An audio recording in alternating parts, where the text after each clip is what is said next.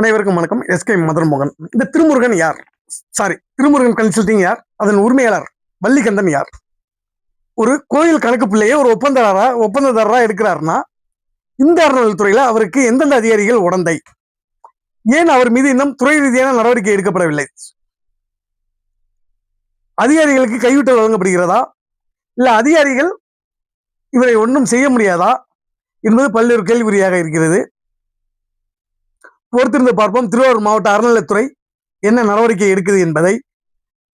மேலும் ஆடிட்டிங் செய்ததில் பல்வேறு முறைகேடுகள் நடந்துள்ளது. 2024 ஆண்டு, 2022 ஆண்டு அதற்கான ஆவணங்கள் நம்மளிடம் இருக்கிறது. எப்போது வேணாலும் சமர்ப்பிக்கலாம்.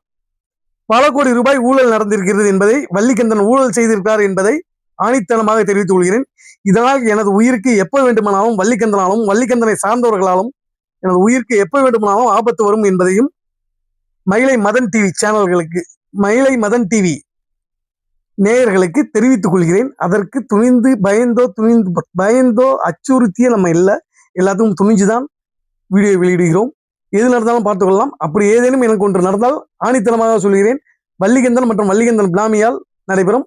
மேலும் அவர்கள் இல்லை என்றால் மயிலாடுதுறை RTO கார்த்தியால் நடைபெறும் என்பதை அனைத்து மதன் டிவி நேயர்களும் தெரிவித்துக் கொள்கிறேன். நன்றி, வணக்கம்.